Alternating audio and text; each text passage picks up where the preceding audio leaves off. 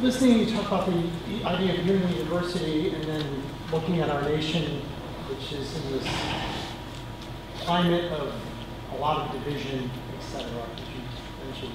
I'm wondering if you might speak to the relationship that your father had with Ruth Bader Ginsburg and tie that into that concept of, okay. Obviously they found some kind of unity, sure, even with very different approaches. Yeah, to the, very much on my mind, yeah.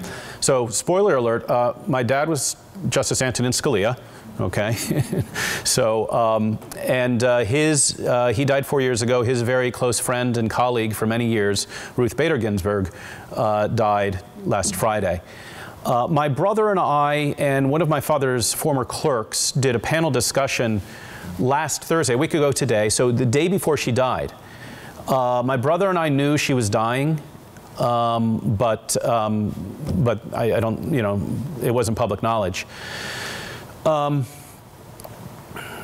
In that panel discussion, my brother and I, you know, kind of told some stories, and my parents and Marty and Ruth Ginsburg were close friends for decades, many, many years. It wasn't just my dad and Ruth Bader Ginsburg. It was also my mom and Marty Ginsburg, Ruth's wife, or Ruth's husband. And it was very much a friendship of the couples. And they spent every New Year's Eve together for decades. My brother Gene wrote a piece for the Washington Post on this. My brother Chris wrote for somewhere else. You can read those if you want to not listen to me. But they, as the years went by, some of my siblings would be invited to the New Year's revelries with their spouses. And so, so it's just kind of extended out, which is the way friendship should be, right? Friendship should actually, you know, extend outward. Those get-togethers would go really late. At least once, I got home from New Year's parties before my parents did. And I was in high school. So their friendship was in, you know, it was, I think, based on, you know, some things that are common for all people. You know, my mom and Marty Ginsburg loved to cook. My dad liked to eat. So that was good. And my brother Chris, I had forgotten this, but he pointed out that my dad would go on these hunting trips, and he'd bring back like wild boar or something like that. And Marty Ginsburg would prepare it, you know, and they would have a lot of fun. Like, here, I've brought this, what can you do with it? You know, and so they would have a lot of fun as couples, you know, and that they traveled together on occasion. My dad and Ruth both loved the opera. And so at one point, the Washington Opera, I think it was the Washington Opera, invited them to serve as extras in one of the operas. And there's a kind of somewhat famous picture of the two of them, you know, all dressed up as, you know, with makeup and everything like that, and these, you know, ridiculous opera outfits, right?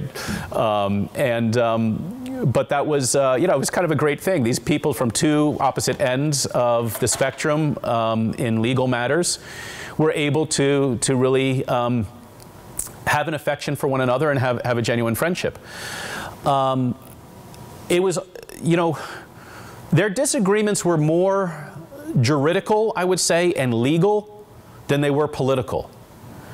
Everybody leaps to the political. This is a very bad habit in our culture.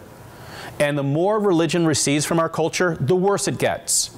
Because we're religious creatures. We will have a religion. And if it's not like actually a religion, it will be politics, or sports, or the economy.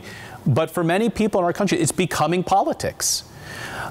Their disagreements were more in terms of legal reasoning. And they would argue about this. My mom told me, like, one time, one New Year's Eve party went till 4 in the morning, and they were arguing about the Second Amendment. I mean, yeah, I have strong feelings about the Second Amendment, but, you know, not till 4 in the morning. So again, it was you know, taking what is natural and common to all of us and sort of building on that and not letting the other things divide. And so, yeah, it was, I think, a great example. And Jeff Sutton, one of my dad's former clerks, told a story about when he was visiting my dad's chambers one time, and he saw 24 roses on a table in my dad's office. And he said, what's that all about? He thought to himself, in all my years of marriage, I've never given that many flowers, like all together. And my dad said, oh, it's Ruth's birthday. I've got to bring those down the hall to her. And Jeff teased him and he said, you know, what has this gotten you? You know, in all of the crucial 5-4 decisions of the court, has she ever come your way? And my dad laughed and said, well, no, but some things are more important than votes.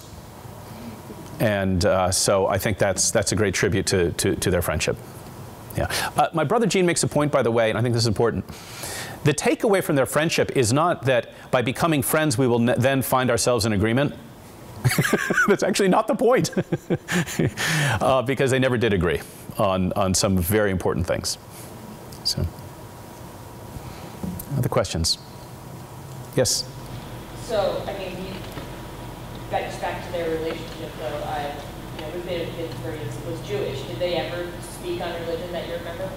Yeah, that's a good question. I don't know. I did not interact with her as much as some of my older siblings did. I mean, I was never invited to, you know, the New Year's parties that were for couples, right, for obvious reasons.